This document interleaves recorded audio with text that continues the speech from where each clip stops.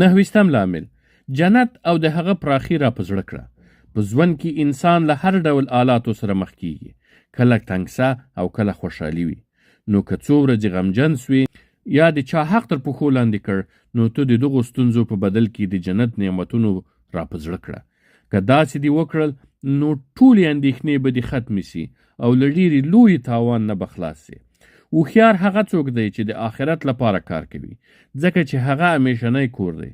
تر ټولو ناپوهه هغه څوک دی چې په دې فاني نړۍ پسې نښتی وي، او همداسې خلک د مصیبت پر مهال ډېر اندېښمن او په خپلو کړو پښیمان ښکاري، ځکه دوی سپکه او بې ارزښته نړۍ په پام کې نیولي، په داسې حال کې چې په دې نړۍ کې ډېر نه پاتې کیږي. هیڅ ستونزه موږ ته خوښه نه ده او باید نه وي، خو باید صبر پرې وکړو. که دوی د جهالت او وحشت دغه توره او چټله پرده له سترګو پورته کړي، نو حقایق به ورته په ډاګه سي او په ابدي کور یعنی جنت کې به خپله ماڼۍ، حورې او غلمان په ثابت سوي توګه وګوري. آیا موږ په دې اړه فکر کړی چې په جنت کې استوګن خلک نه مرګ لري، نه اندېښنه لري، نه لوړې او نه ژورې لري، نه زړښت لري او نه فنا؟ په داسې کوټو کې به استوګنه کوي، ظاهر به یې له باطن څخه ښکاري او باطن به یې له ظاهر څخه. هلته داسې څه سته چې نه سترګو لیدلي، نه د هغې په اړه غوږونو څه اورېدلي، او نه د کوم انسان په واک کې راغلي. پر اس پور کس به یې د ونې تر سیوري لاندې 100 کاله مزل کوي، خو بیا به یې هم لنډولی نسي.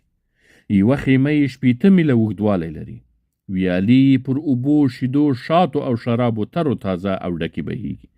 ماڼۍ یې ښکلي او تختونه یې اوچت دي.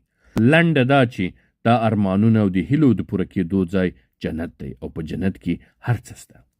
کله چې لاره د دغه ستر او نه فنا کېدونکي کور پر لوري وي، نو د دې نړۍ غمونه بیا انسان ته واړه او سپک ښکاري. کې چارې ترسره کړه چې د الله جل جلاله جنت ته ورسي او د هغه په ګاونډ کې استوګن سي.